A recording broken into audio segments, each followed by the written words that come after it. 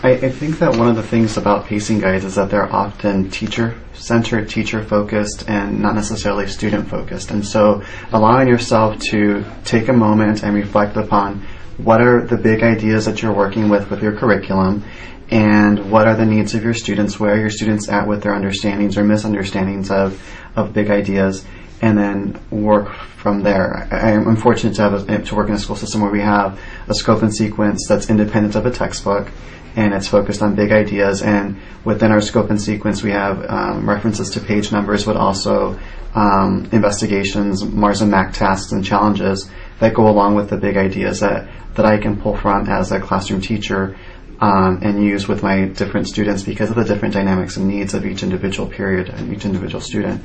It allows you more freedom to really focus on what it is that the kids need versus I need to be on page 37 on this day and page 39 on that day. And I think there are a lot of teachers who don't have the resources and experience to be able to go outside of the page 37 on this day, and so they're glued to that. And I think oftentimes they see all of those resources that come with the book and all of those margin notes that come with their textbook as a to-do list rather than a menu of choices. And trying to get through everything and assign every single problem, it's overwhelming for the teacher, it's overwhelming for the students, and nobody's having fun. But if you take a step back, like you were saying, and say, what do the students need? What can I choose from what's available to offer to my class? Then it takes some time, but it makes it more manageable and maybe even fun if you can find the right pieces.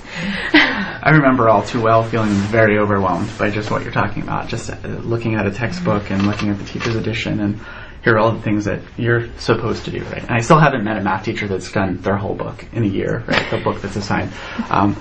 But what ultimately helped me settle into my profession is focusing on big ideas like Cecilia was mentioning. And I know our district is kind of modeling after Cecilia's district, that notion of focusing on big ideas and letting the concepts kind of guide your year rather than a book. Yeah, and I also feel like when you go through when you go slower through ideas, you actually get more content.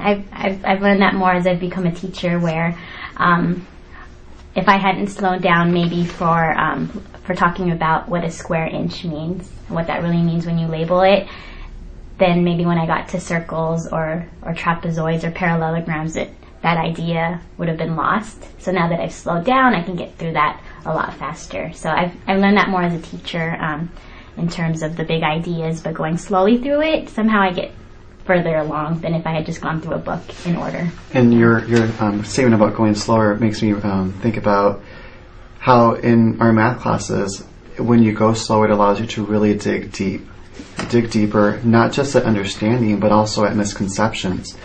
It's been amazing to work with students and uncover some huge misconceptions that really go back to elementary school or even previous years, and just really truly figure out what it is that led them to their misconception. Because if they've been carrying it around since 3rd grade and now they're a 7th or 8th grader, you're really asking them to take a big chance, to take a big risk by undoing something that has been a truth for them. And so by slowing down and digging deeper and allowing you as a teacher and also the students to sit with that disequilibrium, with that frustration, with that confusion, but know that we're all there to support each other, it's just an amazing experience to have as a teacher and also as a student, I imagine.